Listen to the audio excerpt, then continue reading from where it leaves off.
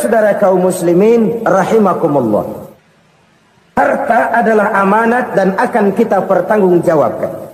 Allah melebihkan rizki sebagian kita dari yang lain agar kita saling tolong menolong, bantu membantu. Nabi janjikan, siapa yang meringankan beban saudaranya muslim di dunia, Allah akan meringankan bebannya di akhirat nanti. Sebuah jaminan dari baginda Nabi. Si orang yang kita bantu barangkali tidak bisa membalas, Allah yang akan membalas lewat jalan lain yang tidak pernah kita sangka-sangka. Selalu berusaha menyimpan sesuatu yang bisa membawa manfaat, baik untuk dirinya, untuk anak cucunya, maupun untuk keluarganya, untuk masa kini dan masa depannya. Kadang simpanan itu berbentuk uang, kadang berupa tanah, lain saat berbentuk pabrik, dan lain sebagainya. Sementara masa depan yang paling pasti adalah akhirat. Jika untuk masa depan dunia kita rela memeras keringat, membanting tulang, pergi pagi dan pulang petang, menyimpan uang, menyimpan tanah, menyimpan pabrik, pernahkah kita merenung jika satu saat kiamat datang, kita dibangkitkan dari kubur masing-masing, berdiri di padang mahsyar untuk mempertanggungjawabkan seluruh kegiatan hidup kita di dunia ini. Lalu kita akan menuju ke alam akhirat. Sudahkah kita mempunyai simpanan untuk akhirat kita? Pada pertemuan kali ini saya ingin menyampaikan sebuah hadis di mana Rasulullah sallallahu alaihi wasallam bersabda, "Arba'un min kanzil jannah." Simpanan sorga ada 4 macam. Yang pertama, ikhfa'us sadaqah, menyembunyikan sedekah. Saudara-saudara kaum muslimin, sebagaimana yang kita maklum bahwa Allah Subhanahu wa taala melebihkan sebagian rezeki dari kita terhadap yang lain. Ada yang kaya, ada yang setengah kaya, ada yang miskin, ada yang setengah miskin, dan selanjutnya. Ada yang gajinya kecil tapi penghasilannya gede. Ada yang penghasilannya gede tapi nggak punya gaji. Ada juga yang memang gajinya gede dan penghasilannya gede. Kelebihan rezeki merupakan sunnatullah dan tidak harus membuat kita merasa lebih dari yang lain. Bahkan sebaliknya, kelebihan itu harus membuat kita ringan tangan untuk menolong mereka yang memang memerlukan pertolongan. Kalau saudara diberikan ilmu, maka pertanyaan akhirat cuma satu: ilmumu kau amalkan untuk apa? Kalau saudara diberikan umur yang panjang, pengadilan akhirat juga bertanya satu: umurmu kau habiskan di mana? Tapi kalau saudara diberikan harta, pengadilan akhirat akan bertanya dua: hartamu kau dapat dari mana? Kau belanjakan kemana? Dari mananya ditanya, dan kemananya juga ditanya. Oleh karena kita akan dimintakan pertanggungan jawab, maka amanah yang bernama harta ini harus kita gunakan dengan sebaik-baiknya. Ada penggunaan yang merupakan kewajiban, itu zakat namanya. Ada penggunaan yang sewaktu-waktu, itu infak namanya. Ada yang lebih sewaktu-waktu lagi, dan itu sedekah namanya. Zakat dia terikat oleh haul dan nisab, oleh putaran batas waktu dan ukuran dari harta itu sendiri. Sedangkan infak terikat oleh situasi dan kondisi perekonomian seseorang. Sedangkan sedekah tidak terikat dengan apapun. Dalam kondisi seperti apapun kita bisa melakukan sedekah dengan yang terkecil sekalipun. Sampai-sampai Rasulullah sallallahu alaihi wasallam mengajarkan, la tahkiranna minal ma'rufi syai'an walau an talqa akhaka biwajhin talik. Atau ada hadis, tabassumuka fi wajhi akhika laka shadaqah. Senyumanmu kepada temanmu adalah sedekah. Jadi untuk melakukan sodakoh tidak harus dalam berbentuk uang. Dengan ilmu kita bisa sodakoh, dengan tenaga kita bisa bersodakoh, dengan pikiran kita bisa bersodakoh, bahkan senyum kepada teman itu pun sodakoh. Jadi kalau sodakoh dengan uang memang belum punya uang, nyengir aja banyakin. Itu asal pada tempatnya, jangan lalu ketemu tiang listrik cengengesan. Tentu tidak pada tempatnya dan tidak wajar. Nah, sodakoh yang paling dicintai Allah adalah sodakoh yang disembunyikan. Artinya jauh dari sifat riya. Kan kadang-kadang ada orang sedekah itu disebutkan namanya. Apa tidak bagus? Kalau memang niatnya ikhlas, ya bagus-bagus saja. Untuk memberikan sugesti kepada yang lain. Di bulan bin bulan nyumbang sekian, diumumkan.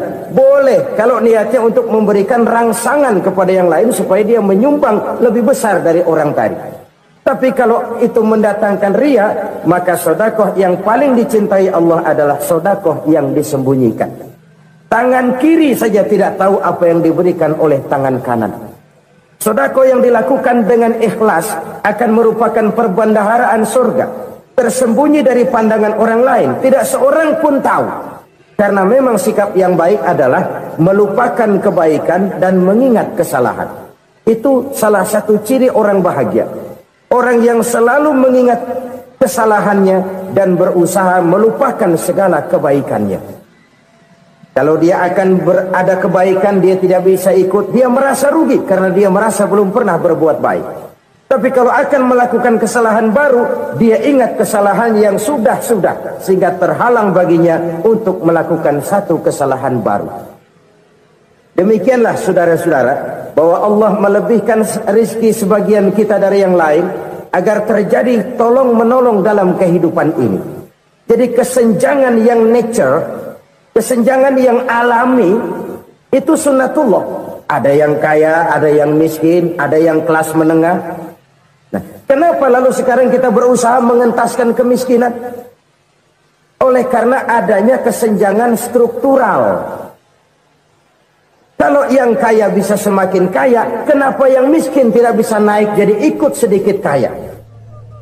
Sebab pada dasarnya Islam adalah agama yang sejak turunnya sudah berupaya memerangi kemiskinan.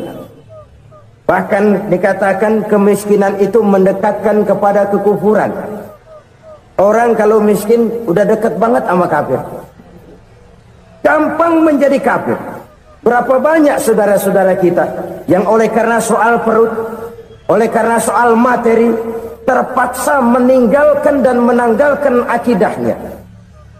Menjual petunjuk yang diberikan Allah dengan kesenangan dunia yang cuma sebentar ini. Na'udzubillah, thumma na'udzubillah. Jadi makin kita sembunyikan satu sedekah, semakin banyak perbendaharaan kita di surga. Sedekah yang paling dicintai Allah adalah sedekah yang disembunyikan. Malahan ada seorang sufi, dia punya kebiasaan kalau pergi sholat Jumat dia bawa uang, itu uang dia taruh di bawah tikar masjid. Dia niat sedekah kepada siapa saja yang nemuin itu duit. Maksudnya apa? Supaya yang nemuin nggak tahu siapa yang punya duit. Demikian dia saking ingin menyembunyikan sedekahnya. Karena sifat riya itu bisa memakan amal kita sendiri. Riya itu termasuk menyebut-nyebut kebaikan kita. Orang yang suka nepuk dada, sedikit-sedikit ngitungnya kalau nggak gua. Tuh kalau nggak gua tuh yang belah situ, kalau nggak gua, iya kalau nggak lu kenapa emang? Orang yang suka menepuk jasa, tuh biasanya memang begitu saudara-saudara. Kalau perang lagi berkecamuk, orang nggak sempat ngaku jadi pahlawan. Tapi begitu perang selesai, yang kagak kenal bedil ngaku pahlawan, mas. Itu sesuatu yang biasa.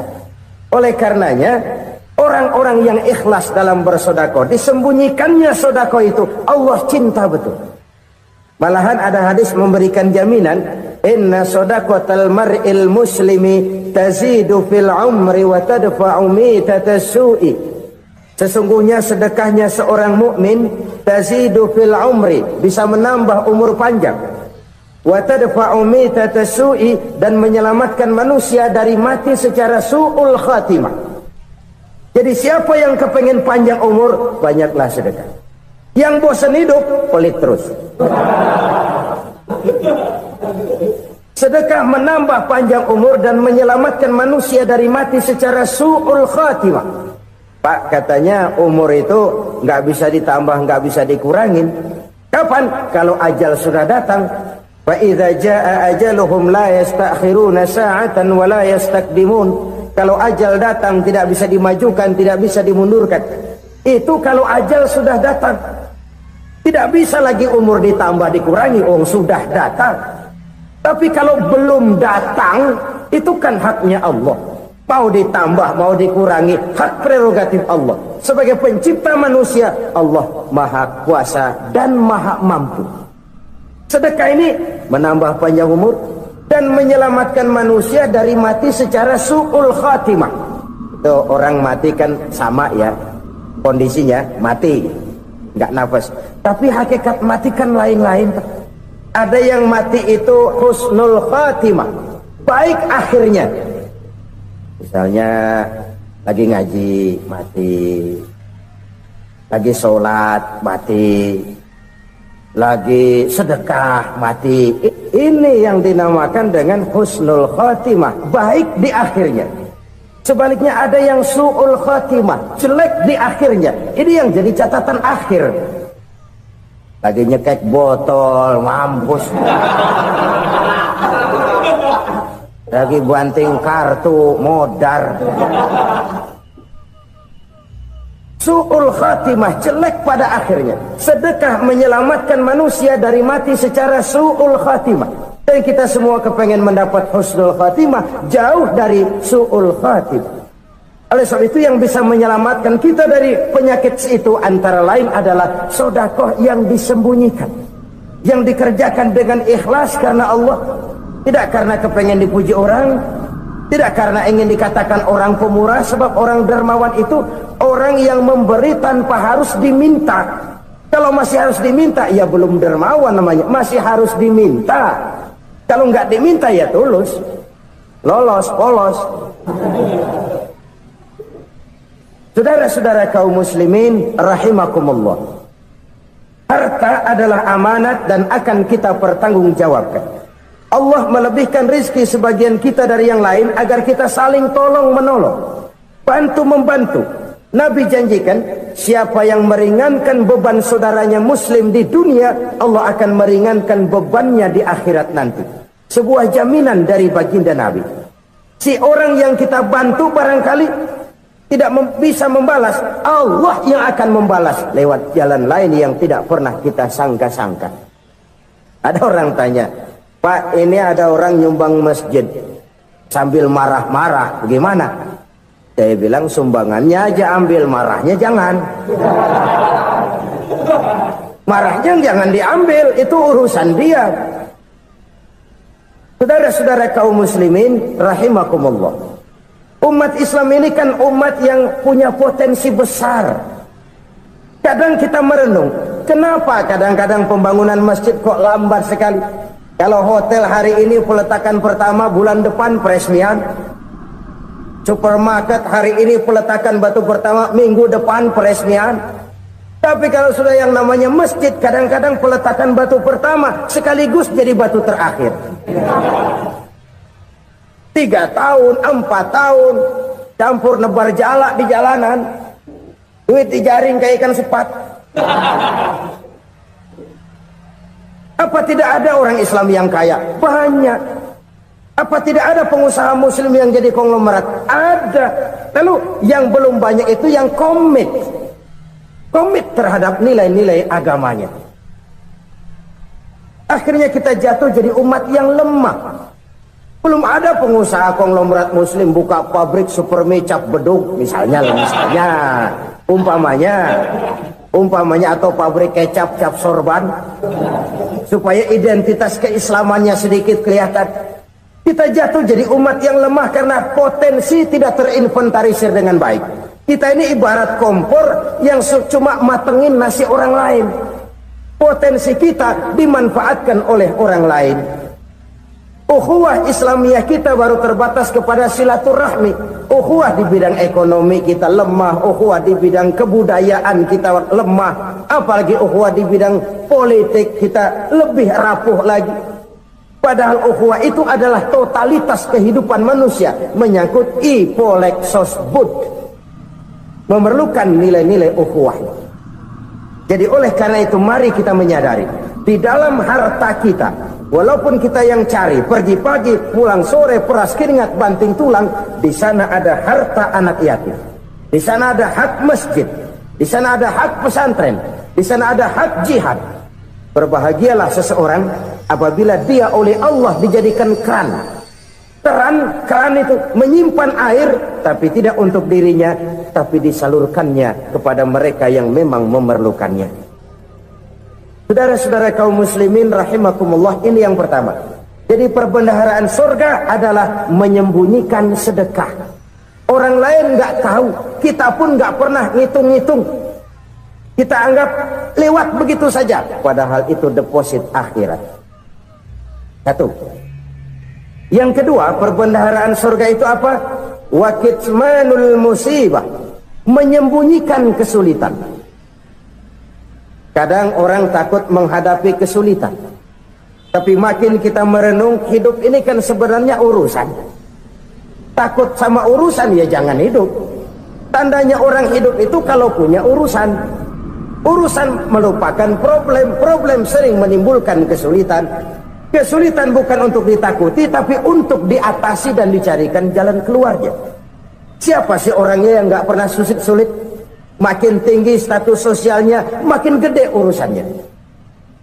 Makin tinggi kualitas imannya, makin berat tingkat kesulitannya. Cuma memang yang namanya enak itu seperti pelangi. Biang lala itu nggak pernah di atas kepala kita, di atas kepala orang melulu. Lo sih enak lo, kata kita. Dia juga bilang yang enak kan lo. Pelangi itu nggak pernah di atas kepala kita. Kata tukang beca, aduh enak ya naik Mercy. Kata tukang beca, apa yang di dalam mobil Mercy? Aduh enak bener tukang beca, di jok ngeringkuk ngorok pulas bener. Saya kamar pakai AC sejuk, tempat tidur sutra empuk, alga spring bed, kulak kulik nggak bisa pulas kalau belum minum Valium, belum tidur. Enak bener tukang beca, di jok ngorok nggak tahu wetan kulon. Di tukang beca bilang yang di Mercy enak, yang di Mercy bilang tukang beca enak. Inilah enak, nggak pernah di atas kepala kita, di atas kepala orang lain melulu enak itu. Nah saudara-saudara, yang merupakan perbendaharaan surga itu orang yang bisa menyembunyikan kesulitan, baik pribadi ataupun rumah tangga. Nih terutama rumah tangga yang jadi soalnya. Kadang-kadang kita ini kalau senang, sebaliknya kalau senang kita diam, kalem aja, cuek. Banyak banget duit kita bawaan, diam aja udah. Malah ketemu orang takut. Tapi begitu susah, sekampung tahu. Padahal Nabi mengajarkan perbendaharaan surga itu menyembunyikan musibah, menyembunyikan kesulitan. Kalau enak, cerita sama orang-orang. Kalau nggak enak, rasain sendiri, tekan sendiri, atasin sendiri. Kita kan sebaliknya, senang kita diam, asal lagi susah, paling tidak kita nyari teman buat cerita kesusahan.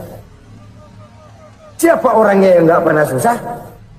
Cuma soalnya bagaimana kita mengatasi kesusahan itu sendiri.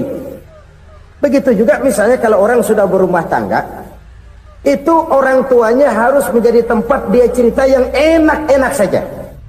Yang nggak enak rasain berdua, selesaikan berdua, atasin berdua. Jangan dibalik. Asal senang diam, giliran susah saja. Maknya laporan. Terbalik. Bisa menjaga security informasi. Maka nama bayam keluar diam, malah seluitan. Enak amat lo makan daging ayam. Security informasi. Saudara-saudara kaum muslimin rahimakumullah, ujian yang terberat itu yang pernah diberikan kepada para nabi para rasul, para aulia, para ulama, makin tinggi keimanan, makin berat bentuk kesulitan. Ayo saya kemukakan satu contoh saja. Ada seorang nabi yang kaya, nabi kaya, namanya Nabi Ayub. Iblis kalau orang begini kan keki, ibadahnya rajin, kaya. Ini yang kayak begini susah digodain. Kalau ibadahnya rajin, miskin, kali bisa disogok. Sini imannya mantap, ibadahnya rajin, kaya, nabi lagi. Oh, tapi namanya iblis nggak kurang akal. Laporan, Tuhan, kenapa Les? Ya ini bahasa saya, bahasa Qurannya sih nggak gitu. Itu hambamu yang namanya Ayub, dia rajin ibadah cuma karena dikasih kaya aja. Coba kasih miskin dia, berhenti dia sembahyang. Ah, kamu bisa aja. Saya tahu Ayub itu hambaku yang ikhlas. Saya buktiin Tuhan, silahkan. Dibuktiinlah, iblis turun ke alam ini. Yang mula-mula dia lakukan, dia rusak sawah ladang Nabi Ayub. Dia binasakan binatang ternak Nabi Ayub. Sehingga dalam waktu singkat, jatuhlah Nabi Ayub dari orang paling kaya jadi orang paling miskin. Beliau masih ibadah di mihrab dalam masjid. Datang iblis. Saudara Ayub, ya, lagi ngapain? Ibadah. Nyembah Allah, nyembah Allah. Oh, percuma. Kenapa? Tuhan yang ente sembah nih, dia udah bikin miskin ente. Sawah ladang ente hancur lebur, binatang ternak binasa. Sekarang ente jadi orang paling miskin.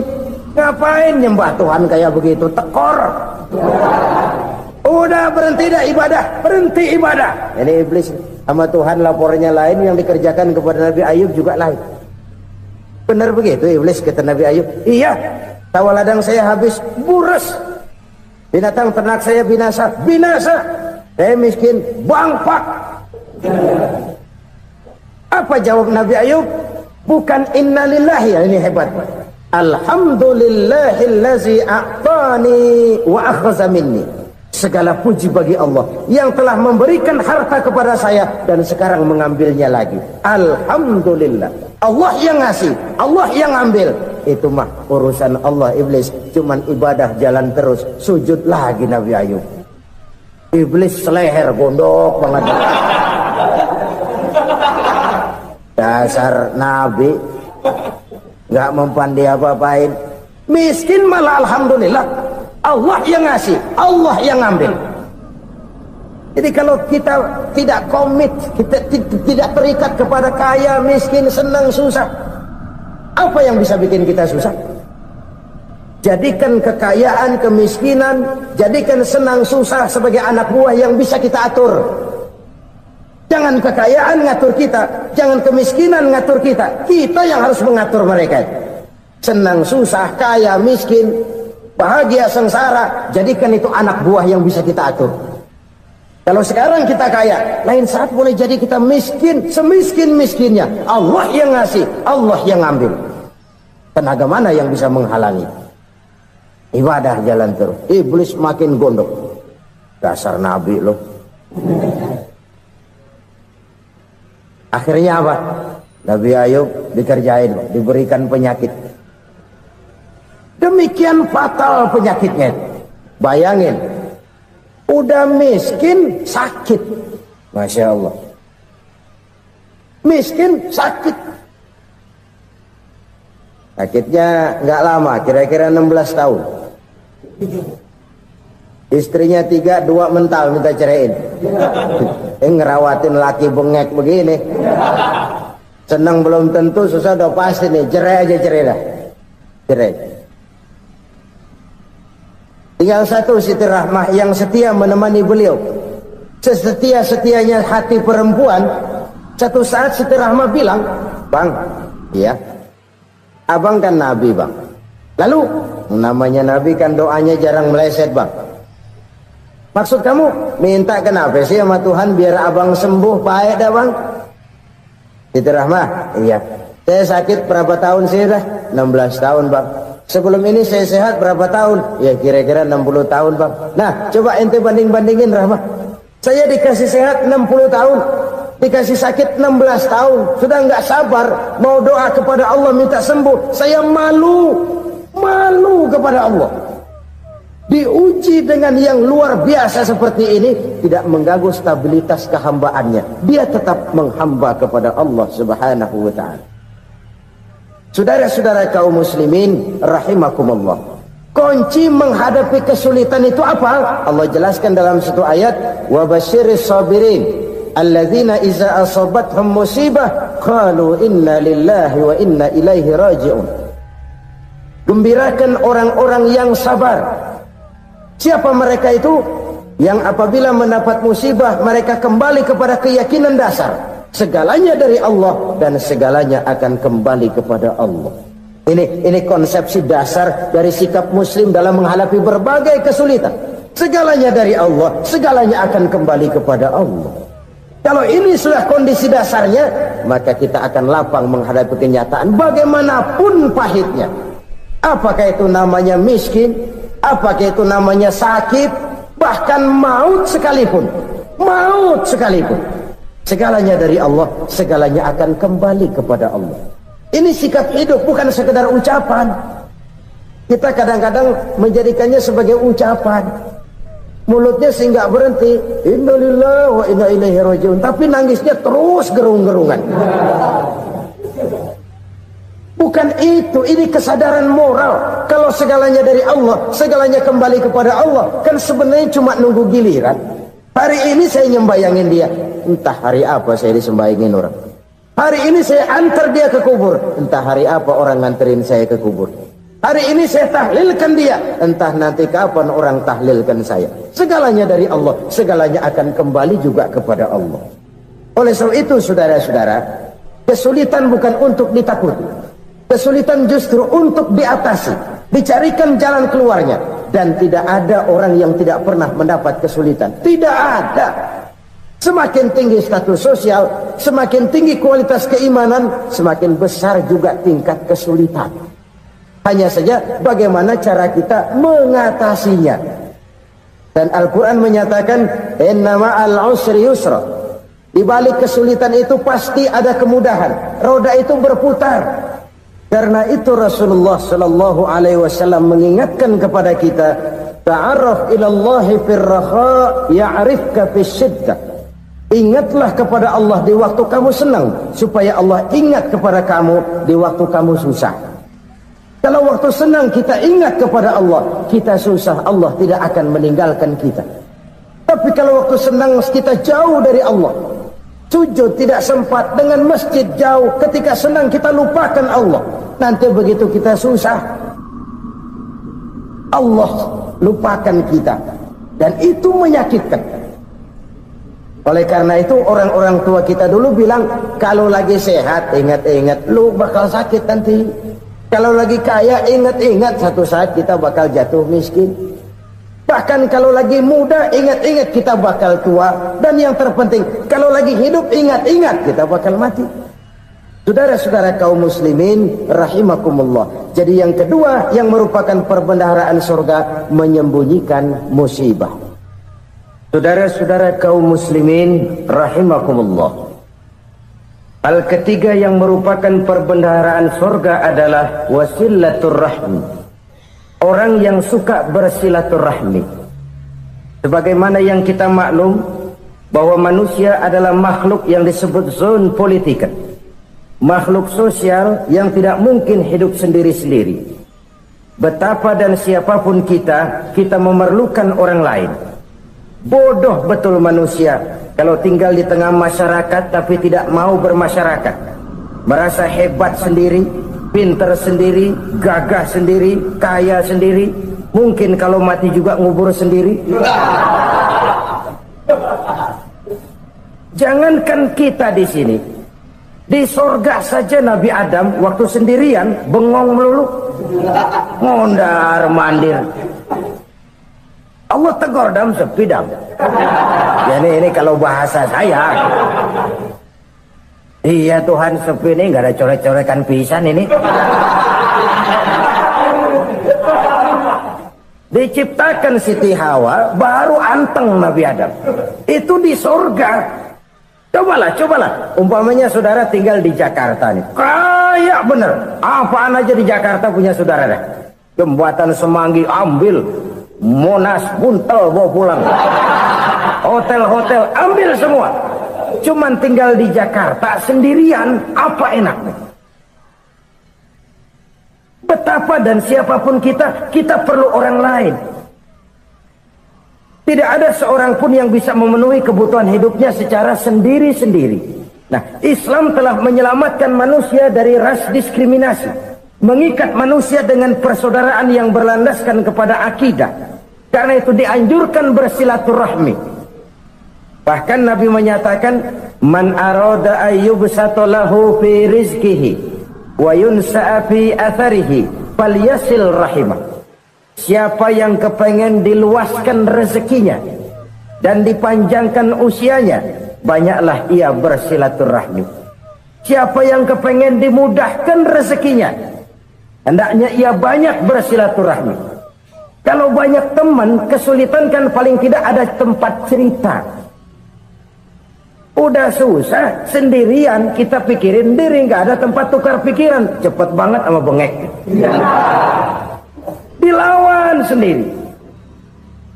Nah, secara makro kita bisa berkata, tidak mungkin ada kemenangan kalau tidak ada kekuatan. Tidak ada kekuatan kalau tidak ada kesatuan dan persatuan. Tidak mungkin ada kesatuan dan persatuan tanpa semangat silaturahmi.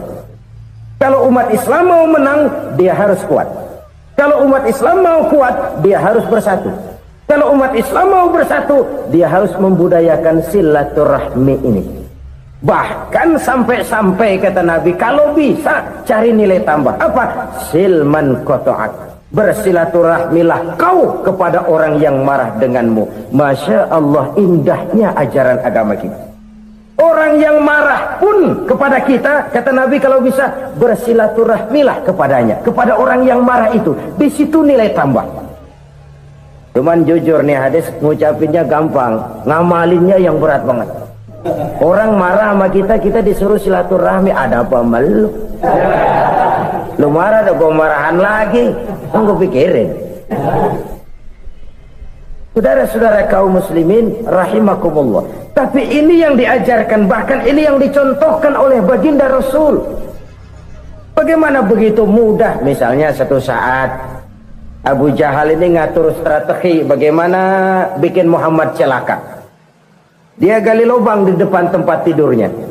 Dia tutupin daun korma. Terus dia panggil seseorang, ke sini. Kasih tahu Muhammad, pamannya sakit keras, minta ditengokin. Berangkat orang ini ke sana. Muhammad, labbaik. Pamanmu sakit keras, dia minta ditengokin. Baik, saya akan datang menjenguk beliau. Berangkatlah Nabi ke rumah Abu Jahal tanpa prasangka apapun. Abu Jahal udah pasang setil, selimut 3 rangkap setengah dipakai, persis kayak orang meriang. Tapi sembari ngintip dari balik selimut, begitu Muhammad buka pintu, nah masuk perangkap nih. Muhammad jalan menuju tempat pembaringan. Makin lama makin dekat, makin lama makin dekat, makin dekat ke lubang yang dipasang oleh Abu Jahal itu. Dalam hati Abu Jahal, terus dah jatuh, mampus dah lo ini. Mampus lo hari ini nih. Apa yang terjadi? Malaikat Jibril datang. Muhammad, pamanmu cuma pura-pura sakit. Di depan tempat tidurnya ada lubang perangkap supaya kamu jatuh ke situ. Sudah, kamu pulang. Balik kanan Nabi. Sudah hampir jatuh ke lubang, balik kanan, pulang. Bayangin kecewanya Abu Jahal. Muhammad dikit lagi, Muhammad dikit lagi. Enggak paman, saya pulang aja. Emosi bangun dari tempat tidur, enggak sadar kalau lagi pura-pura sakit. Lompat ngejar Nabi, dia lupa dengan lubang yang dia gali. Pusrak, nyemplung sendiri ke dalam lubang.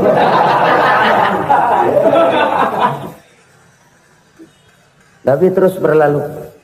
Ini terjadi keanehan. Jatuh ke lubang yang dia gali itu sebenarnya nggak terlalu dalam ya, antara 3-4 meteran lah.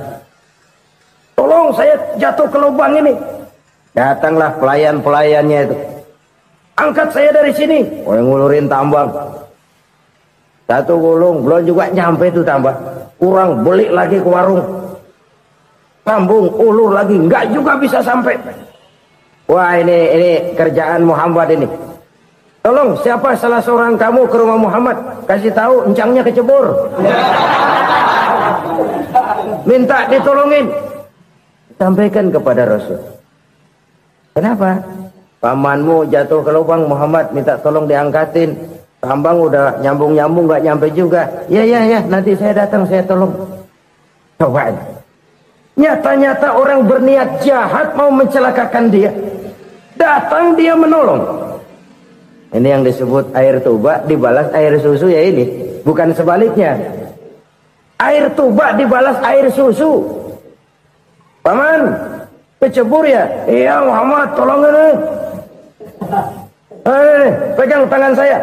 Nabi ulurkan tangannya, nyampe, dipegang oleh Abu Jahal, diangkat ke atas, sampai atas. Apa kata Abu Jahal? Sihirmu memang hebat Muhammad. Udah ditolongin dikata sihir, yang enak kita kemplang kan itu orang begitu. Urusan apa? Tapi inilah akhlak. Kalau bisa kamu bersilaturahmilah dengan orang yang marah kepadamu sekalipun. Orang marah kita tetap baik. So, kalau kita berbuat baik sama orang yang memang baik, rasanya sih biasa-biasa aja. Orang baik kita baik lagi, ya draw aja, belum ada nilai tambah di situ. Baru ada nilai tambah kalau kita bisa berbuat baik kepada orang yang nyakitin kita. Itu namanya kita setingkat di atas dia. Dia sakitin kita, kita berbuat baik sama dia. Dia pelit sama kita baik sama dia. Dia marahin kita deketin dia. Di situ kita punya nilai tambah.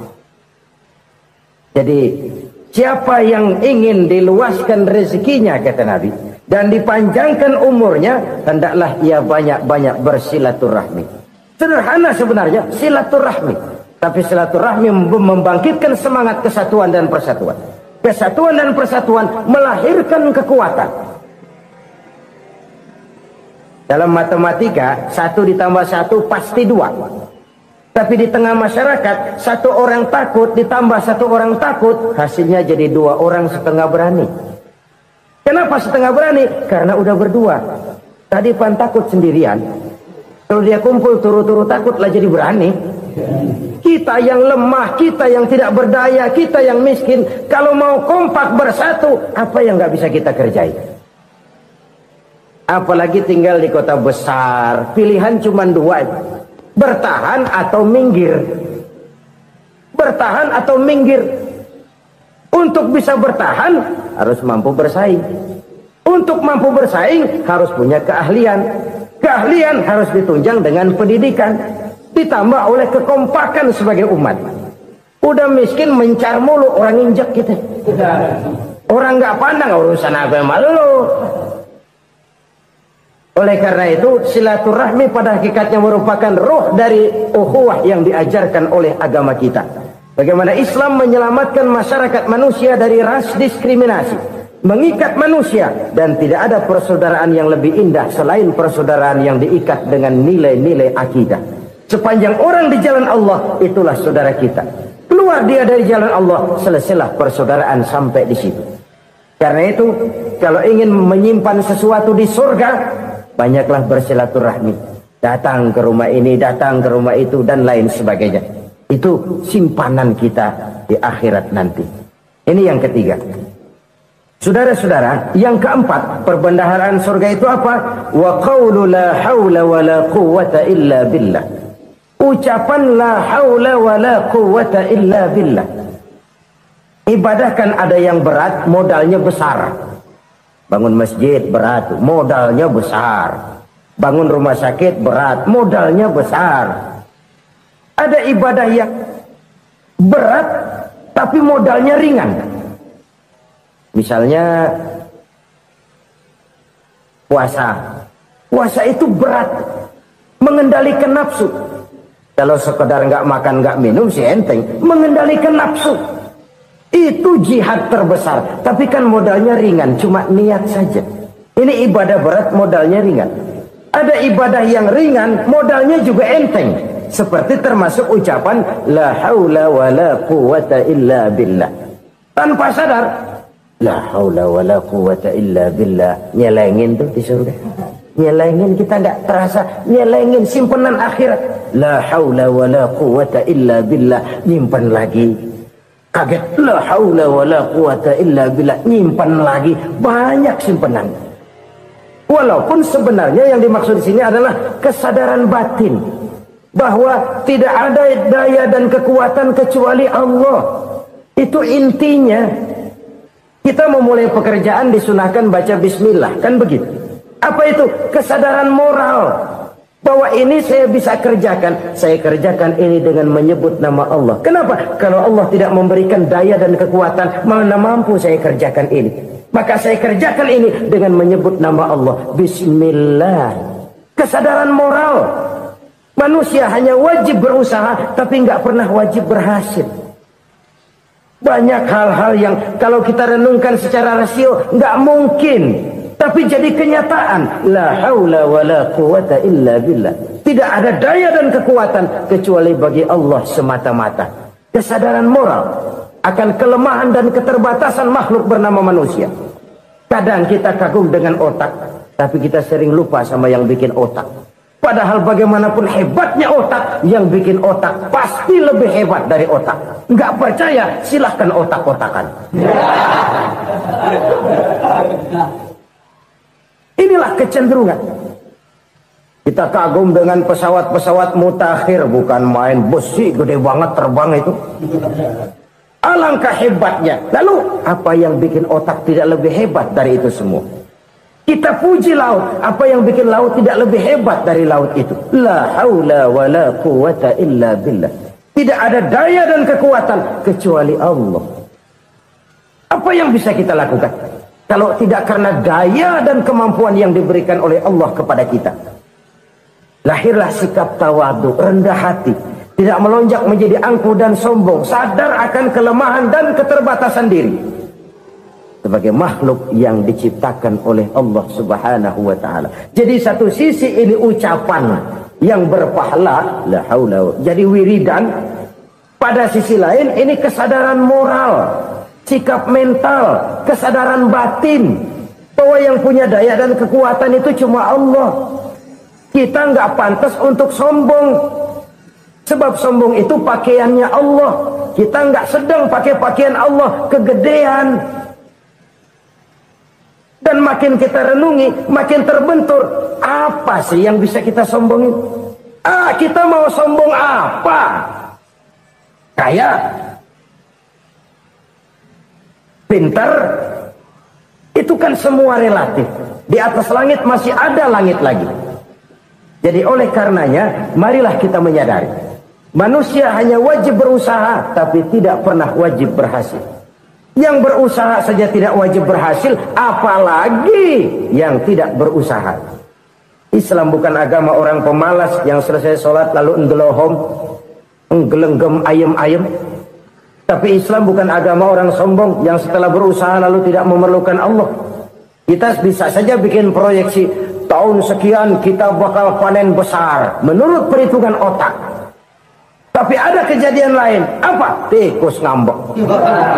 Habis itu dimakanin tikus, panen gagal. Proyeksi rasional gagal oleh tikus-tikus yang ngambek itu. Bisa saja terjadi. Tahun depan kita panen besar. Urung. Kenapa? Musim panas panjang. Dan sekarang ini koran-koran bikin berita musim mengalami penyelewengan. Bukan cuma manusia yang nyeleweng sekarang. Musim pakai nyeleweng. Mestinya kan musim hujan udah selesai. Masih hujan-hujan juga. Musim. Nah sekarang kita boleh bikin proyeksi. Kita bakal panen besar. Tahu-tahu musim panas panjang. Sawah retak, air kering. Cari teknokrat yang paling botak. Suruh pendekin tuh musim panas. La haula wa la quwata illa billah. Inilah kesadaran moral. Saudara, saya teringat satu saat ada seorang konglomerat. Umurnya ya kira-kira 70-an. Satu saat dia ditanya oleh wartawan, "Pak, umur Bapak berapa sih?" "Ya paling 10 tahun." 10 tahun. 10 tahun. Anak bapak berapa orang? Satu saja. Satu. Harta bapak berapa? Ya paling-paling bangsa 7 juta kali. 7 juta? Iya. Pak, kenapa bapak bohongi saya? Bapak punya buku biografi. Koran-koran, majalah-majalah banyak memuat cerita riwayat hidup bapak. Saya tahu umur bapak 70. Kenapa bilang cuma 7 tahun? Saya tahu anak bapak 8. Kenapa cuma bilang 1? Saya tahu harta bapak miliaran, mungkin triliunan. Pabrik di mana-mana, bank di mana-mana. Kenapa bilang uang bapak cuma 7 juta? Nah, kata si konglomerat tadi, kamu benar nak, kamu benar. Umur saya kalau jumlahnya memang 70 nak. Cuman ingat-ingat saya, baru 7 tahun terakhir ini saya sujud. Baru 7 tahun terakhir ini saya berusaha dekat dengan Allah. Saya laksanakan perintahnya, saya jauhi larangannya. 7 tahun inilah rasanya yang ada nilainya di hadapan Allah. Yang 63 tahun matong, kelabu, kelem umur gue. Habis untuk maksiat, untuk munkarat. Maka ketika ditanya tadi, umur saya 7 tahun itu. Oh begitu Pak. Oh iya. Lalu anak Pak. Anak bapak kan 8. Kenapa bilang cuma 1? Nah, kalau jumlah hitungannya memang anak saya 8. Tapi dari 8 orang ini rasanya cuma 1 nih. Yang bakal jadi buah hati, belahan jantung. Pelanjut cerita, penerus sejarah. Bakal jadi anak soleh yang akan mendoakan saya. Cuma 1 rasanya anak saya ini yang bakal jadi buah hati saya. Besar-besaran saya. Yang akan mendoakan di kubur saya. Yang akan mendoakan di akhirat saya. Yang 7 orang mana? Masya Allah, yang atu tenggeng. Yang atu nyekek botol mulu. Yang atu nggak karu-karuan. Makanya saya bilang 1 anak saya yang akan bisa mendoakan saya. Oh begitu Pak. Iya. Nah harta Pak. Harta bapak kan triliunan. Pabrik bapak di mana-mana. Uang bapak hampir di tiap bank-bank besar. Kenapa bilang cuma 7 juta? Betul kau nak. Harta saya kalau jumlahnya memang miliaran, triliunan mungkin. Tapi yang saya ingat baru 7 juta tuh yang saya belanjakan di jalan Allah. Saya nyumbang masjid, saya santuni yatim piatu, saya bantu pembangunan pesantren, saya bantu pembangunan rumah sakit Islam. Itu yang akan saya bawa pulang ke akhirat, yang 7 juta itu. Yang triliunan itu nanti akan diperebutkan oleh anak-anak saya sebagai waris saya. Jadi harta saya 7 juta itu yang bakal nemenin saya di akhirat. Yang akan saya bawa pulang jadi teman saya. Saudara-saudara kaum muslimin, jangan-jangan orang tua itu adalah kita-kita ini. Jangan-jangan kita-kita ini adalah orang tua itu. Jangan-jangan itu potret dari diri kita masing-masing. Dari sekian umur yang diberikan Allah, berapa tahun yang ada nilainya di hadapan Allah? Dari sekian anak-anak yang merupakan amanah, berapa yang akan mendoakan kita sebagai orang tuanya menjadi anak soleh? Dari sekian banyak harta yang diberikan Allah, berapa yang akan kita bawa pulang menghadapnya nanti, yang kita belanjakan di jalan Allah? Ini sebuah potret kehidupan. Karena itu kita kembali kepada la haula wa la quwwata illa billah. Kita wajib berusaha, kita wajib berikhtiar. Selebihnya, segala daya dan kekuatan hanya milik Allah saja semata-mata. Satu kesadaran batin dari setiap pribadi muslim. Setelah ia berusaha dan berikhtiar, ia menyerahkannya kepada Allah Subhanahu wa ta'ala. Jadi, satu sisi ini merupakan wiridan ucapan yang mengandung pahala. Pada sisi lain, ini merupakan sikap batin dari seorang muslim di dalam ia menghadapi realitas kehidupan ini. Saudara-saudara kaum muslimin rahimakumullah. Kalau ini kita jadikan satu basis kehidupan, maka ini akan menyelamatkan manusia dari kemungkinan tergelincir menjadi orang yang lupa diri dan lupa darat. Sebab itu Imamul Ghazali berpesan, jadidis safinah fa innal bahra amiq wa khuziz zad fa inna safara ba'id wa khaffifil hamla fa innal hamla sadid. Perbarui selalu kapalmu karena lautan sangat dalam. Bawa bekal yang banyak karena perjalanan ini sangat jauh. Ringankan beban karena kebanyakan beban akan menyakitkan. Alangkah indah kalimat ini, alangkah dalam makna yang terkandung di sana. Perbarui selalu kapalmu karena lautan sangat dalam. Apa artinya ini? Jaga mentalmu baik-baik. Pelihara imanmu baik-baik, karena hidup penuh cobaan seperti lautan. Kita kalau berlayar di lautan kan kadang-kadang tenang, angin bertiup sepoi-sepoi basah. Jika malam datang, bintang gemintang bertabur menghias cakrawala. Rembulan memantulkan sinarnya dengan indah. Dalam keadaan begitu berlayar enak. Tapi lain saat ombak menggunung, halilintar menyambar, angin topan bertiup. Berapa banyak sudah saudara-saudara kita yang tenggelam di lautan dunia tanpa sadar bahwa dia belum sampai kepada pantai yang akan dituju. Berapa banyak sudah saudara-saudara kita yang tenggelam di lautan dunia ini tanpa sempat bangkit lagi. Dia menyangka sudah sampai kepada tujuannya. Hati-hati kapal jangan sampai bocor karena lautan sangat dalam. Iman ini jaga baik-baik karena hidup penuh dengan ujian. Wa khuzizat fa inna safar ba'id. Bawa bekal yang banyak karena perjalanan sangat jauh. Saudara mau ke Bandung, bawa duit. Saudara mau ke Surabaya, banyakan lagi duitnya. Saudara mau ke Mekah, gepokan, iketan tuh duit nggak lembaran lagi. Makin jauh perjalanan, makin banyak bekal yang harus kita bawa. Kalau saudara dari Jakarta mau ke Surabaya, kagak bawa duit berangkat juga, itu sih bukan berani namanya, nekat. Sampai Surabaya belum tentu, sengsara di jalan udah pasti. Kenapa? Nggak bawa bekal berangkat. Sama juga kita nih, misalnya belum sempat sembahyang, mati. Waduh, berani banget orang. Belum punya bekal, mati. Sengsara di jalan. Atau bekal tidak cukup. Dari Jakarta saudara mau ke Surabaya, bawa duit 500 perak. Paling jauh Cikampek nyampenya itu. Paling jauh itu. Antara jauhnya perjalanan dengan bekal yang saudara bawa tidak seimbang. Hidup ini perjalanan panjang. A walking tour. Dimulai dari alam arwah. Sebelum jasad diciptakan, roh diciptakan lebih dulu. Dari situ pindah ke alam rahim. Dari alam rahim pindah ke alam dunia. Dari alam dunia pindah ke alam barzah. Baru menuju akhirat. Satu perjalanan panjang. Kalau bekal tidak bawa, sengsara di jalan. Bawa bekal yang banyak karena perjalanan ini sangat jauh. Wa khaffifil hamla, ringankan beban karena beban itu cuma akan menyulitkan.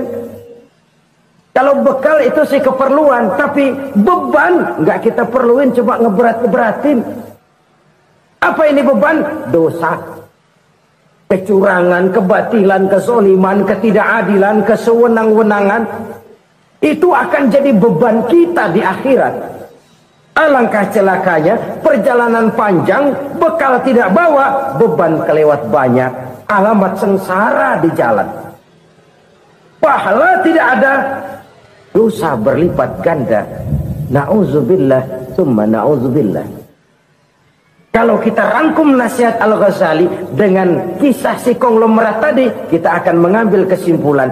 Pertama, bekal terbaik dalam menghadapi gejolak kehidupan ini tidak lain adalah iman. Yang kedua, pahala dan dosa. Dua hal kontroversial. Pahala adalah bekal, dosa adalah beban. Tapi kita sekarang kan tidak begitu terangsang kepada yang abstrak. Orang berlomba mencari yang konkret-konkret saja. Yang real. Kalau memang dosa, benjol dong. Kira-kira begitu. Kira-kira begitu. Persis orang Yahudi dulu. Orang Yahudi itu kan pernah minta kepada Nabi Musa. Ya Musa, lan nu'mina laka hatta narallaha jahrah. Musa, kami nggak bakal mau beriman kepada Allah kalau belum kami lihat Allah ada nongkrong di depan kami. Kalau memang Tuhan ada, taruh dong di depan kami. Mau yang konkret-konkret saja. Kalau memang dosa, benjol dong. Kalau memang pahala, berasa dong. Orang terangsang kepada yang real, yang konkret-konkret saja. Karena itu, untuk mengejar dosa, orang mau bayar. Tapi untuk mengejar pahala walaupun tidak bayar, orang segan.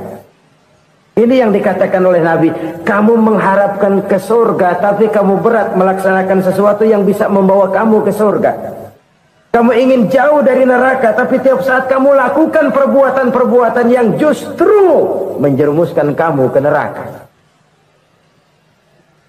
Idda'aitum an-najata minan nar wa ramaitum fiha anfusakum.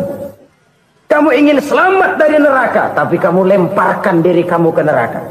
Kamu ingin masuk surga, tapi berat sekali kamu melakukan perbuatan-perbuatan yang bisa menyampaikan kamu di surga. Saudara-saudara kaum muslimin, rahimakumullah. Jadi hal keempat yang merupakan perbendaharaan surga adalah la haula wa la quwwata illa billah. Satu sisi ini merupakan ucapan yang memperberat timbangan akhirat. Pada sisi lain ini merupakan sikap hidup seorang muslim. Kesadaran batin yang sangat dalam bahwa tidak ada daya dan kekuatan kecuali Allah. Dan itu kita simbolkan pada saat memulai pekerjaan dengan Bismillah, dengan menyebut nama Allah. Satu kesadaran moral, saya hanya bisa melakukan ini karena diberikan daya dan kekuatan oleh Allah. Lahirlah sikap tawadu, rendah hati, tidak melonjak menjadi angkuh dan sombong. Saudara-saudara, sampai sini dulu jumpa kita kali ini. Semoga 4 perbendaharaan surga ini dapat kita lakukan, yang kelak akan merupakan bekal kita di kemudian hari nanti. Amin ya rabbal alamin. La ilaha illallah, bahwa tidak ada Tuhan yang perlu disembah selain daripada Allah subhanahu wa ta'ala.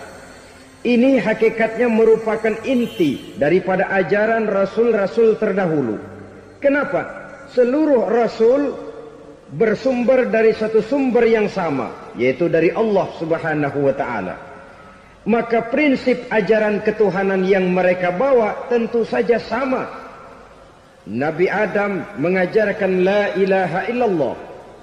Nabi Nuh mengajarkan la ilaha illallah. Cuma tentu sambungannya Nuh Rasulullah. Nabi Ibrahim mengajarkan la ilaha illallah, Ibrahim Rasulullah. Nabi Musa mengajarkan la ilaha illallah, Musa Rasulullah. Bahkan Nabi Isa mengajarkan la ilaha illallah, Isa Rasulullah. Dan Nabi Muhammad mengajarkan la ilaha illallah, Muhammadur Rasulullah. Akhlak manusia kepada Allah dengan menanamkan tauhid. Jadi kalau ingin berakhlak yang benar kepada Allah, jaga tauhid, pegang teguh akidah. Saudara-saudara kaum muslimin rahimakumullah.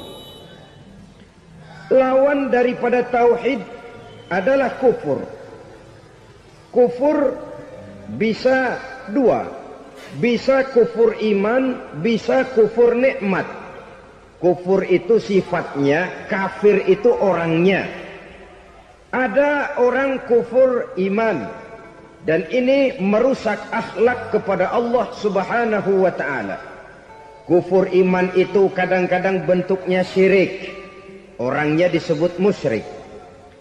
Kufur iman itu kadang-kadang bentuknya nifaq, orangnya disebut munafik. Kufur iman itu kadang-kadang bentuknya riddah, orangnya disebut murtad. Ini merupakan jenis daripada kufur-kufur iman dan tergelincirnya manusia daripada akhlak kepada Allah subhanahu wa ta'ala. Benar, di zaman sekarang kita tidak menyembah berhala. Memang di zaman sekarang kita tidak menyembah patung. Iya, kita tidak berkeyakinan Tuhan lebih dari satu. Tapi kadang-kadang akhlak kita kepada Allah sering lentur dan luntur, sering bergoyang dan tergoncang, sering kena erosi dan polusi. Bahwa kita tidak menyembah Latta, Uzza, Manat dan Hubal seperti masyarakat jahiliyah dahulu, memang. Tapi Latta zaman sekarang, Uzza zaman sekarang, Manat dan Hubal di zaman sekarang, berhala-berhala di abad kita sekarang ini, kadang-kadang bernama harta, kadang-kadang bernama wanita, kadang-kadang bernama tahta, mungkin juga bernama Toyota. sesuatu yang lebih kita agungkan daripada Allah, menjelmalah dia menjadi berhala-berhala di zaman kita sekarang ini. Manakala kita di kantor sudah lebih takut kepada kepala bagian kita daripada kepada Allah, maka Tuhan kita barangkali adalah kepala bagian kita. Manakala kita sudah lebih takut kepada manusia daripada kepada Allah, bergeserlah akhlak kita kepada Allah, mengagungkan manusia dan menomorduakan Allah. Maka di zaman sekarang akhlak kita kepada Allah sering kena erosi, sering kena polusi.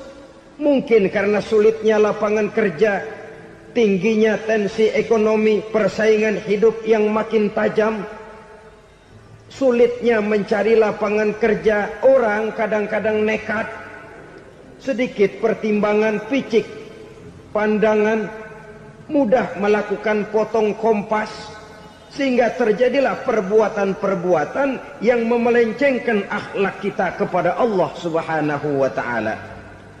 Kadang-kadang terjebak mempercayai selain daripada Allah.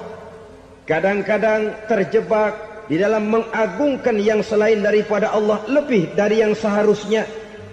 Terkenalah akhlak kita kepada Allah, jaringan-jaringan erosi dan polusi. Kufur sebagai lawanan daripada tauhid merupakan sifat daripada orang yang tidak berakhlak kepada Allah. Bentuknya pertama bisa syirik. Syirik itu artinya meyakini ada Tuhan lain selain daripada Allah. Itu yang namanya syirik.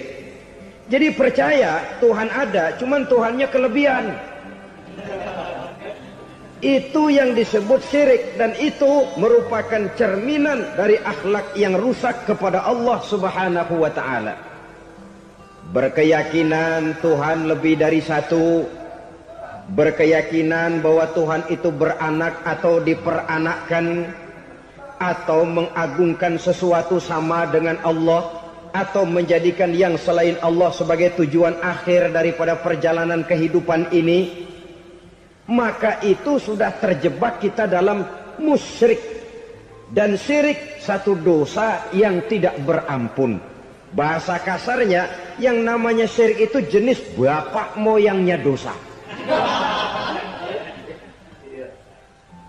Saudara-saudara, sebab itu saya pesan, kalau memang terpaksa, biasanya yang tinggal di kota-kota besar itu kalau tidak kepengen dosa kan susah. Kalau terpaksa harus bikin dosa, cari yang kecil-kecil saja, yang kira-kira taubatnya gampang. Umpamanya pulang sholat Jumat nukar sendal, umpama, yaitu jelas dosa. Tapi dosa yang taubatnya agak mudah. Jangan sampai terjebak ke dalam syirik, menyekutukan Allah. Kalau sudah menyekutukan Allah, Allah dimadu, murka benar Allah kepada kita. Innallaha la yaghfiru ayyushraka bih wa yaghfiru ma duna dzalika liman yasha. Allah tidak akan memberi ampun kepada orang yang menyekutukannya dengan sesuatu, tapi Allah mau mengampunkan dosa yang selain itu bagi orang yang dikehendakinya. Jadi orang-orang yang sudah terjebak syirik, menyekutukan Allah, meyakini ada Tuhan lain selain daripada Allah, meyakini Tuhan beranak atau diperanakkan, bagaimanapun baiknya mereka di dunia, bagaimanapun sosial jiwanya, bagaimanapun pemurah tangannya memberikan santunan dan pertolongan kepada orang lain, kalau sudah syirik, seluruh nilai kebaikannya akan tidak ada gunanya lagi. Karena tidak ada tempat nilai kebaikan itu bergantung. Sedangkan kita berbuat baik agar diterima oleh Allah. Kalau Allahnya marah kepada kita, siapa yang akan menerima nilai kebaikan itu sendiri? Ini bentuk yang pertama. Yang nyata-nyata menyembah berhala, syirik. Yang nyata-nyata beriktikad Tuhan lebih dari satu, syirik. Atau yang tersamar. Yang tersamar itu yang sering jadi penyakit kita. Saya sejak ada perkutut ini di rumah, perkutut, Saudara-saudara, yang merusak akhlak kepada Allah, yang merusak tauhid setelah syirik, bisa juga berbentuk nifak. Nifak itu sifatnya, orang yang punya sifat nifak disebut munafik. Asal katanya dari nafakun. Nafakun itu satu lubang yang punya dua muka, seperti goa, ada tempat masuk, ada tempat keluar. Maka munafik orang yang punya dua muka. Kalau bahasa kita, pandai bermain minyak di atas air. Manis jika berhadapan, balik belakang lain bicara. Sehingga apa yang dinamakan nifak, kata Imam Ali Al-Jurjani dalam kitab ta'rifatnya, izharul imanu bil lisan wa kitmanul kufri bil qalbi. Menyatakan, menampakkan iman dengan lidahnya, tapi menyembunyikan kekafiran dalam hatinya. Dengan kata lain, lidahnya mah iman, hatinya mah kafir. Padahal hati itu yang dilihat, padahal hati itu yang dinilai. Kenapa lidahnya mengaku iman? Ya mungkin karena kepepet, mungkin karena kepentingan, mungkin karena ingin mencari kelemahan orang, lalu dia pura-pura beriman. Tapi sesungguhnya hatinya kufur. Ini merupakan penyakit munafik. Dan terus terang, menghadapi orang munafik jauh lebih berat daripada menghadapi orang kafir. Kenapa? Munafik ini kan musuh dalam selimut. Mau dibilang musuh nyata-nyata, apalagi di zaman Rasul ya, ketika periode Madinah, berat sekali menghadapi orang munafik. Mau dibilang kafir, kalau ketemu assalamualaikumnya medok juga. Mau dibilang mukmin, di belakang ngegerundel, nyari-nyari penyakit, nyari-nyari lantaran, mencari-cari gara-gara. Kalau kafir jelas kafirnya, kalau musyrik jelas musyriknya. Tapi munafik, di depan kita dia mengaku beriman, di belakang kita dia caci maki kita. Maka demikian rupa watak orang munafik, Allah benci betul. Sampai dalam Quran orang munafik itu divonis innal munafikin fid darkil asfal minan nar. Orang-orang munafik di dasar jurang neraka yang paling bawah, keraknya neraka. Saudara-saudara kaum muslimin rahimakumullah. Sebab munafik sangat berbahaya, membahayakan umat, membahayakan agama. Di depan kita mereka ngaku pura-pura beriman. Kalau pidato luar biasa, memuji agama setinggi langit, menampakkan seolah-olah dia orang yang dekat dengan agama. Saudara-saudara, agama penting, agama mutlak. Tapi yang ngomong begitu agamanya apa, remeng-remeng. Cuma sekedar lipstick, cuma sekedar dekorasi, cuma sekedar kamuflase, buat ngibuli orang lain. Dia mengaku beragama, mengatakan agama mutlak, menganggap agama penting, seolah-olah memperhatikan benar tentang tatanan kehidupan beragama, tapi sebenarnya di hatinya tidak lebih berkecamuk penyakit-penyakit kufur. Maka sifat munafik ini termasuk menodai tauhid. Artinya merusak akhlak kita kepada Allah Subhanahu wa ta'ala. Sifat yang ketiga yang juga merusak akhlak kita kepada Allah dinamakan riddah. Riddah itu sifatnya, orang yang punya sifat riddah disebut murtad. Murtad keluar dari Islam. Keluar dari Islam tentu tadinya di dalam Islam. Oleh satu perbuatan dia bisa menjadi murtad.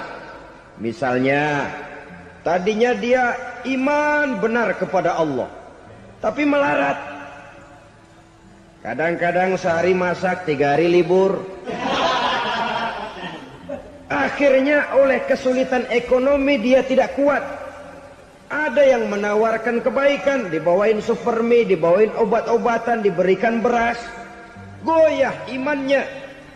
Keluar dia dari Islam, ikut agama orang yang memberikan pertolongan kepadanya, memilih kesenangan sebentar dengan mengorbankan kebahagiaan yang kekal. Maka orang semacam itu riddah sifatnya, murtad orangnya, keluar dari Islam. Dan yang menyebabkan kita murtad bukan cuma orang nyata-nyata memproklamirkan diri keluar dari Islam lalu mengikuti agama orang lain. Bukan cuma itu. Mengakui ada Rasul lagi sesudah Nabi Muhammad bisa menyebabkan kita murtad. Mengingkari nikmat Allah bisa menyebabkan kita murtad. Meyakini semua agama benar bisa menyebabkan orang menjadi murtad. Meragukan kesempurnaan dan kelengkapan Al-Quran bisa menyebabkan orang jadi murtad. Mengingkari sunnah bisa menyebabkan orang menjadi murtad. Banyak hal-hal yang bisa mendatangkan penyakit riddah dan membuat pelakunya menjadi murtad. Dan ini menodai akhlak kita kepada Allah Subhanahu wa ta'ala. Itu tadi kufur iman, saudara-saudara. Nyata-nyata mengingkari Allah, baik dalam bentuk syirik, nifak, ataupun riddah. Kufur yang kedua dinamakan kufur nikmat. Apa itu kufur nikmat? Sitru nikmatil mun'im au ya'malu fi mukhalafatil mun'im. Menutup-nutup nikmat Allah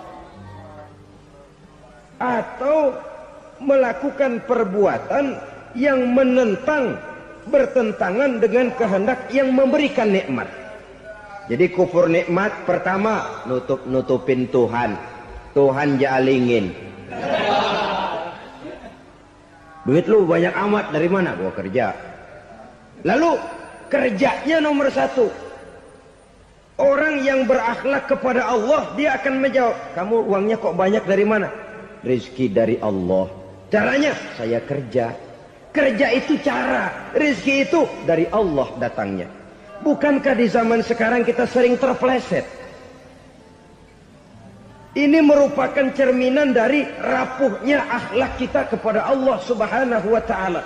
Karena usaha saya memang, karena saya peras keringat banting tulang, tentu. Tapi sadarkah kita bahwa sepanjang yang bisa kita lakukan cuma berusaha, peras keringat banting tulang?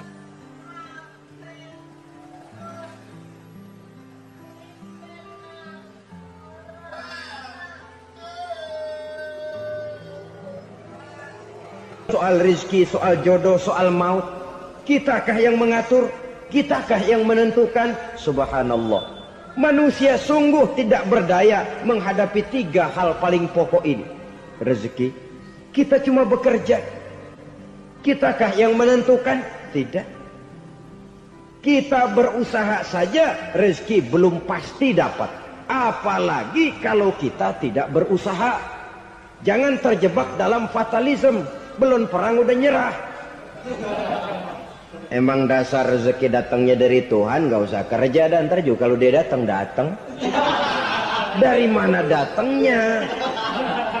Kerja saja belum tentu dapat rezeki, apalagi kalau tidak kerja. Yang jelas usaha perlu kepastian, itu urusan Allah. Ini akhlak kepada Allah Subhanahu wa ta'ala. Jodoh juga begitu. Kita berusaha, kita berupaya, Allah menghendaki lain jadinya. Maut juga begitu. Siapa sih yang pengen ngadepi maut? Siapa sih yang pengen mati? Siapa sih yang pengen ketemu malaikat Israel? Tidak seorang pun kalau ditanya, kecuali mereka yang putus asa ya. Kalau otaknya masih normal, mau mati mesti belakangan dulu dikit. Tapi yang satu itu, saudara, kalau dia sudah datang, tenaga mana yang bisa menolak? Kalau dia sudah berkunjung, kekuatan mana yang bisa menghindar?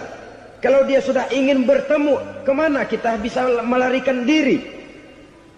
Manusia sepanjang yang dia lakukan hanya berusaha, tapi kepastian, ketentuan dari Allah Subhanahu wa ta'ala.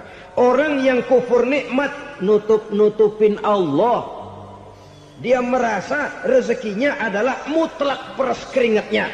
Seolah-olah Allah nggak punya peranan apa-apa di situ. Oh, ini kan saya bisa rumah begini karena saya kerja keras. Oh, ini mobil saya begini, saya kerja keras. Peras keringat, banting tulang, keras.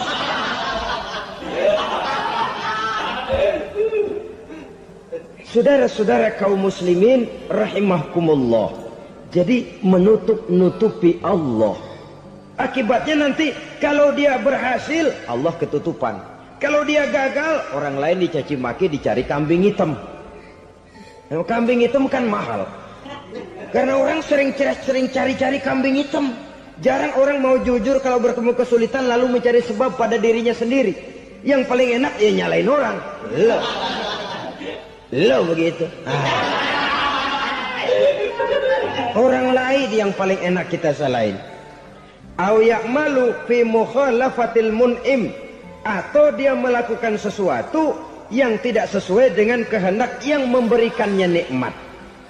Diberikan kita tangan, mulut sih nggak berhenti, terima kasih Tuhan, alhamdulillah saya dikasih tangan. Cuma nih tangan enteng mat nabokin orang mulu. Itu sudah mukhalafatul mun'im, bertentangan dengan kehendak yang memberikan nikmat. Diberikan harta, mulutnya mah basah, terima kasih Tuhan, alhamdulillah dikasih harta. Tapi pelitnya minta ampun, kikir koret medit. Ini juga termasuk kufur nikmat, mempergunakan suatu nikmat bertentangan dengan kehendak daripada yang memberikan nikmat itu sendiri. Saudara-saudara kaum muslimin rahimakumullah, oleh karenanya kufur iman memang lebih bahaya daripada kufur nikmat. Tapi jangan lupa, kufur nikmat bisa menyeret orang kepada kufur iman. Nah kalau Allah udah dialingin, Tuhan sudah dinomor duain, lama-lama kenapa dia tidak mendewakan dirinya sendiri, mendewakan pangkatnya, mendewa-dewakan otaknya, mendewa-dewakan kemampuannya? Pada awalnya dia memang cuma kufur nikmat, tapi lambat laun kalau ini tidak diobati secara pasti orang akan mengarah kepada kufur iman. Bisa berbentuk syirik, bisa berbentuk nifak, bisa berbentuk riddah. Saudara-saudara, oleh karena itu menjaga akhlak kepada Allah mutlak penting. Sebab apa? Kita tidak berakhlak kepada manusia saja, kita dikucilkan dari pergaulan. Kalau kita tidak berakhlak kepada Allah, dikucilkan oleh Allah. Hadis qudsi menyatakan, man lam yashkur ala na'ma'i wa lam yasbir ala bala'i falyakhruj min tahtis sama'i falyatlub rabban siwaya. Kata Allah, siapa orang yang tidak mau bersyukur terhadap nikmat yang aku berikan kepadanya dan tidak mau sabar terhadap ujian yang aku berikan kepadanya, falyakhruj min tahtis sama'i, persilahkan saja keluar dari kolong langitku. Waliyatlub rabban siwaya, tolong cari Tuhan lain selain daripada aku. Murka Allah, diusir, cuman gak kedengeran aja. Siapa yang tidak mau syukur terhadap nikmatku, siapa yang tidak mau sabar terhadap ujian yang aku berikan kepadanya, persilahkan keluar dari kolong langitku ini, cari Tuhan lain selain aku. Langit Tuhan yang punya, Tuhan kita lawan, diusir dari kolong langit, mau pindah ke kolong mana?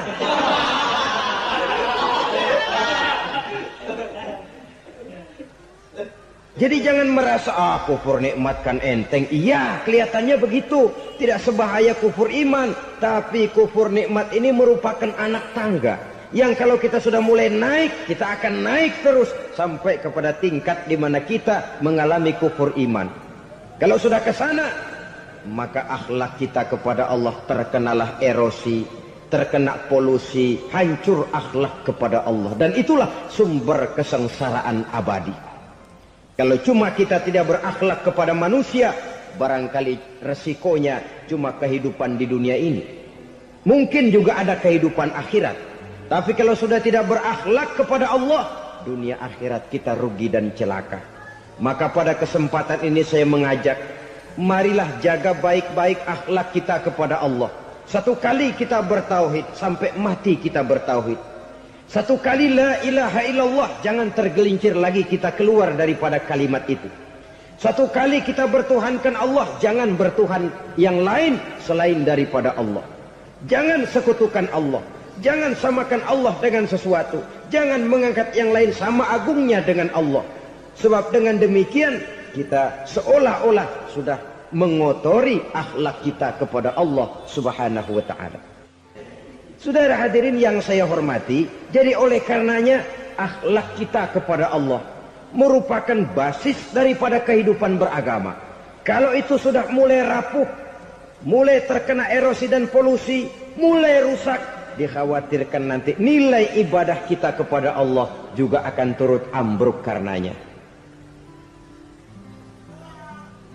Saudara-saudara kaum muslimin rahimakumullah, tugas yang kedua memperbaiki akhlak manusia kepada sesama manusia. Kita tahu Islam sesuai dengan namanya adalah agama damai. Maka akhlak manusia kepada sesama manusia menempati porsi yang penting dalam kehidupan beragama. Bagaimana seorang muslim bergaul, bertata krama terhadap sesama manusia. Mari kita lihat lebih jauh persoalannya. Untuk memudahkan pembicaraan dari kacamata agama, kita kelompokkan saja manusia itu dalam dua. Pertama yang seiman dan yang kedua yang tidak seiman. Yang tidak seiman itu kita sebut saja kufur atau kafir.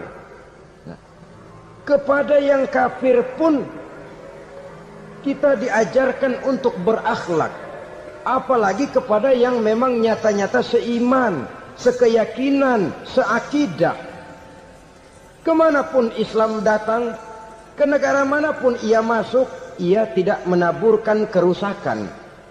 Jadi tidak benar kalau orang pernah itu menggambarkan, saking sentimennya seorang orientalis pernah menggambarkan Nabi Muhammad di tangan kirinya Quran, di tangan kanannya pedang.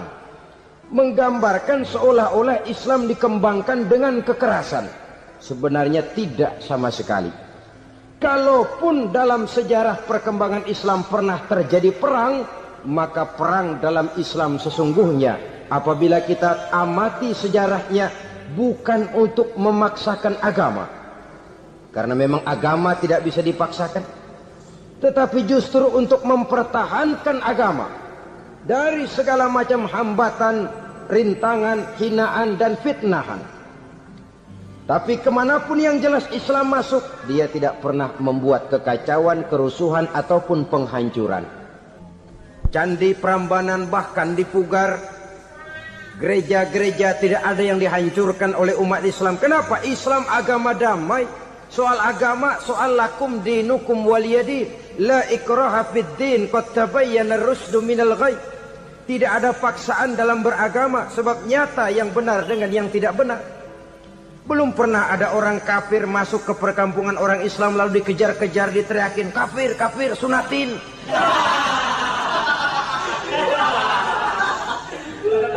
Belum pernah. Kenapa? Islam menghormati orang lain agama. Nah, yang kafir ini macam-macam saudara. Ada kafir harbi. Nah, ini kafir kerok. Ini kafir yang nyata-nyata memproklamirkan permusuhan kepada umat Islam. Nyata-nyata mengganggu ketenangan umat Islam. Kafir yang seperti ini yang boleh diperangi. Misalnya kita mau sembahyang Jumat dijagain, nggak boleh sembahyang Jumat, getok palanya. Kafir harbi artinya tantangan perang datang dari mereka, bukan kita yang mulai, mereka yang buka front. Prinsipnya umat Islam tidak boleh mencari-cari musuh, tapi pun tidak boleh lari kalau ketemu musuh. Musuh jangan dicari, ketemu jangan lari. Karena itu kesan seolah-olah umat Islam ini teroris, umat Islam ini destroyer, umat Islam ini sering menimbulkan keonaran, kerusakan. Sungguh satu fitnahan yang sangat keji. Umat Islam adalah umat yang cinta damai. Islam di masa perkembangannya masuki Eropa melalui Selat Gibraltar, Jabal Tariq, memasuki Spanyol. Islam tidak pernah meruntuhkan gereja. Islam tidak pernah membunuh orang-orang Nasrani. Bahkan Islam mewariskan peradaban dan kebudayaan yang begitu tinggi nilainya di bidang ilmu pengetahuan. Sampai ketika itu Barat banyak mengkaji ilmu pengetahuan dari dunia Islam. Buku-buku berbahasa Arab diterjemahkan ke bahasa Yunani, dipelajari oleh para cendekiawan di negeri barat sana. Mereka mengambil manfaat yang banyak dari masuknya Islam ke Eropa. Sementara gereja tetap berdiri dengan megahnya. Kuil-kuil tempat peribadatan tidak satupun yang diusik-usik. Kenapa? Islam agama yang cinta damai. Asal dia tidak diganggu, asal kehormatannya tidak dihinakan. Jadi kafir harbi, kafir yang nyata-nyata nantang perang, ngajak berkelahi. Itu kafir yang nyari penyakit. Kafir harbi ini boleh diperangi dengan catatan mereka yang memang mulai. Yang kedua, kafir zimmi. Kafir zimmi, kafir yang hidup di tengah mayoritas muslim, tapi mereka mau hidup dengan aman, damai, tenang. Mereka wajib dilindungi. Bahkan Nabi pernah memberikan satu jaminan, man azazimmiyan faqad azani. Siapa yang mengganggu orang kafir zimmi sama saja dengan mengganggu saya. Kehormatannya dijaga, harta bendanya dilindungi, anak istrinya pun dilindungi. Dan ini jadi kenyataan. Saudara bisa lihat di negara-negara yang mayoritas penduduknya beragama Islam, orang-orang kafir di luar Islam hidup dengan tenang, aman, damai. Di Saudi Arabia, di luar tanah haram, di luar Mekah dan Madinah, banyak orang-orang kafir mencari nafkah. Mereka tenang, aman, dilindungi undang-undang. Begitu di Mesir, begitu di negara Indonesia yang berdasarkan Pancasila ini. Kehidupan beragama menimbulkan gairah, rukun, tenang, aman, damai, sepanjang tidak saling ganggu, tidak saling usik, menghargai orang yang sudah beragama, tidak menjadikan penganut suatu agama sebagai sasaran dari dakwah agama lainnya. Saudara-saudara kaum muslimin rahimakumullah. Jadi memang oleh Al-Quran kita dianjurkan asyidda 'alal kuffar ruhama bainahum. Tegas kepada orang kafir, kasih sayang kepada sesama muslim. Tapi tegas bukanlah berarti marah-marahan, bukan berarti musuh-musuhan, bukan ngajaki perang. Tegas dalam arti punya garis tentang kehidupan beragama, lakum dinukum waliyadin. Soal kehidupan sosial, mari kerjasama. Bangun jalan, ayo rame-rame. Siskamling, mari bebarengan. Bikin puskesmas, mari sama-sama. Tapi kalau sudah soal agama, itu tidak perlu ada toleransi agama. Yang perlu toleransi antar umat beragama. Kalau umatnya mau kerjasama silahkan, tapi tidak menyangkut soal ibadah. Jangan kerjasama di bidang ibadah. Itu kerjasama yang salah pasang, saudara-saudara. Sehingga dengan demikian toleransi adalah menyangkut kehidupan antar umat beragama. Sedangkan agama sendiri punya coupling yang nyata. Sehingga dengan demikian tegas kepada orang kafir dalam arti kita punya satu kepribadian. Tidak ngambang. Enggak, lalu kalau ditanya orang, sebenarnya agama lu apa sih? Gua mah gimana musimnya aja.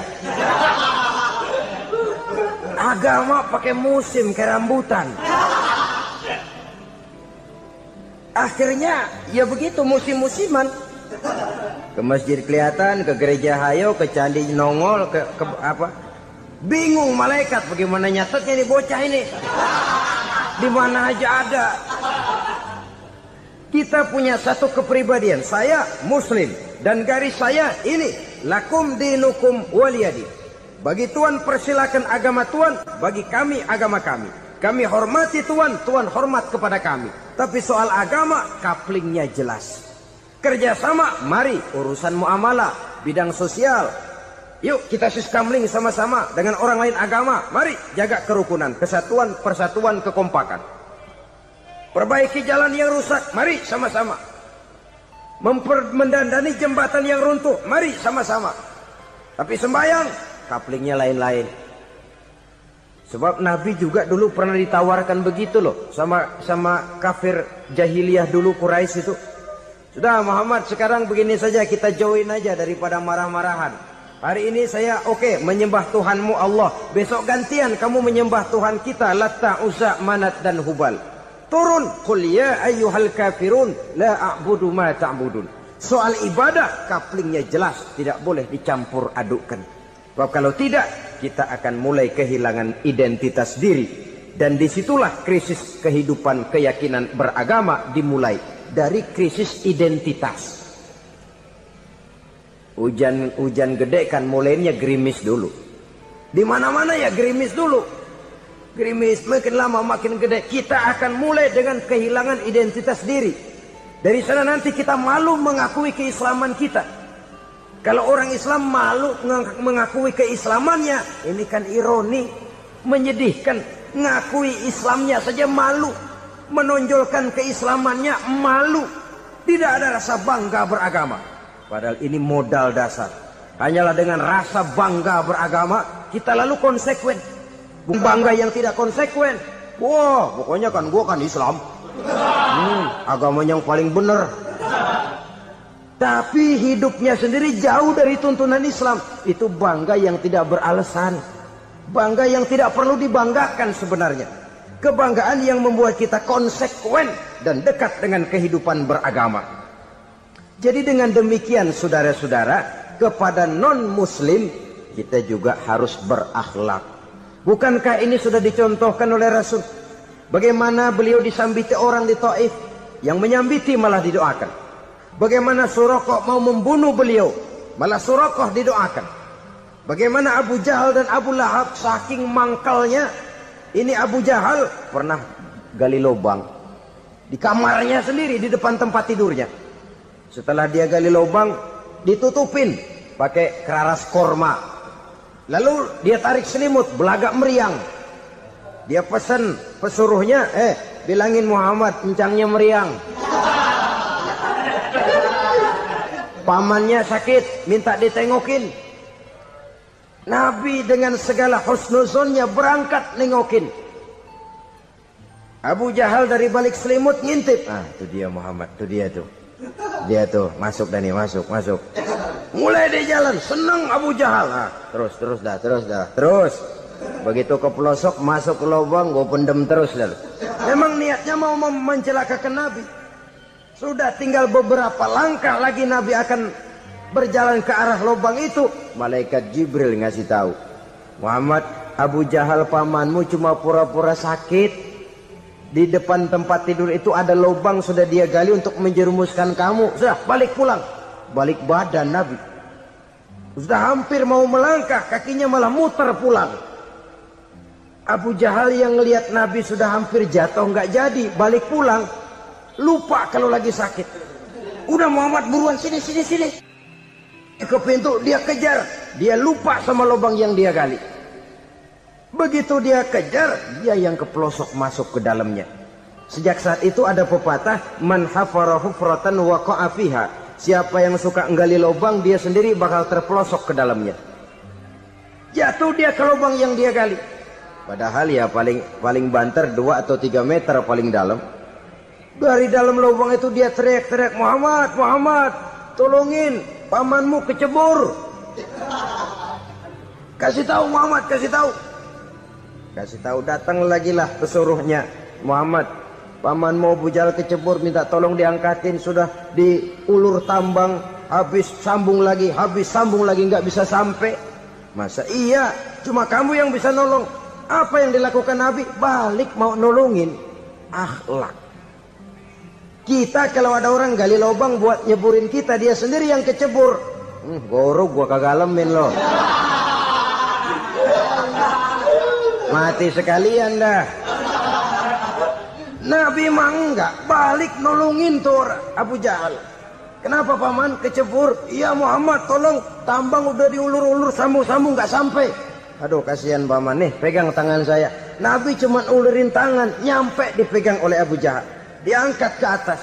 Nyampe atas, apa kata Abu Jahal? Tambang bergulung-gulung nggak nyampe, kamu cuma pakai tangan doang kok bisa Muhammad, hebat banget sihirmu. Mukjizat dia bilang sihir, udah ditolongin nyela lagi, kan yang enak kita injak palanya. Orang dulu bilang wah katanya nolongin anjing kejepit. Udah selesai ditolongin malah yang nolong digigit. Saudara hadirin yang saya hormati, kepada orang-orang kafir kita harus berakhlak, menghormati mereka, tidak memaksakan satu keyakinan dalam batas-batas yang ditolerir oleh agama, yaitu pada masalah-masalah sosial dan muamalah. Itu kepada non-muslim.